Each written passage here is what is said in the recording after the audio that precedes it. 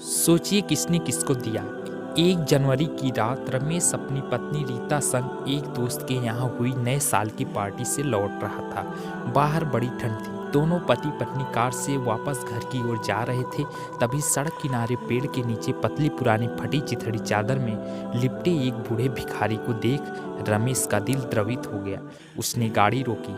पत्नी रीता ने रमेश को हैरानी से देखते हुए कहा, क्या हुआ, गाड़ी क्यों रोकी आपने? वह बूढ़ा ठंड से कांप रहा है रीता, इसलिए गाड़ी रोकी। तो रमेश बोला, अरे यार, गाड़ी में जो कंबल पड़ा है ना, उसे दे देते हैं। क्या वो कंबल? रमेश जी, इतना महंगा कंबल आप इसको देंगे? अरे वह उसे ओढ़ेगा नहीं, बल्कि उसे बेच देगा। ये ऐसे ही होते हैं। रमेश मुस्कुराकर गाड़ी से उतरा और कंबल डिग्गी से निकालकर उस बुजुर्ग को दे दिया। रीता बहुत गुस्से में आ गई।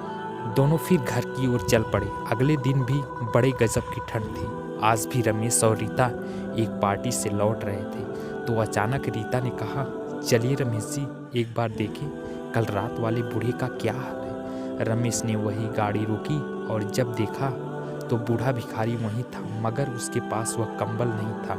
वह अपनी वही पुरानी चादर ओढ़े लेटा था। रीता ने आंखें बड़ी करते हुए कहा, देखा, मैंने कहा था ना कि वो कंबल उसे मत दो, इसने जरूर बेच दिया होगा। दोनों कार से उतरकर उस बूढ़े के पास गए। रीता ने व्यंग करते हुए पूछा, क्यों बाबा, कल रात वाला कंबल कहाँ है? बेचकर नशे का सामान ले आए क्या?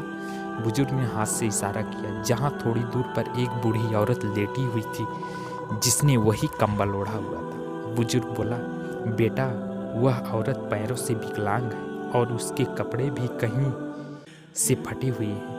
लोग भीख देते वक्त भी गंदी नज़रों से देखते हैं। ऊपर से इतनी ठंड। मेरे पास कम से कम ये पुरानी चादर तो है। उसके पास कुछ भी नहीं था तो मैंने कंबल उसे दे दिया। रीता हतप्रभ सी रह गई। अब उसकी आंखों में पश्चाताप के आंसू थे। वह धीरे से आकर रमेश से बोली, चलिए घर से एक कंबल और लाकर बाबा जी को दे देते हैं। ईश्वर का धन्यवाद कीजिए कि उसने आपको देने वाले की श्रेणी में रखा। अतः जितना हो सके ज़रूरतमंदों की मदद करें। मानवता से बड़ा कोई धर्म नहीं है। अगर कहानी अच्छी लगी हो तो चैनल को सब्सक्राइब करें, लाइक करें और शेयर करें। धन्यवाद।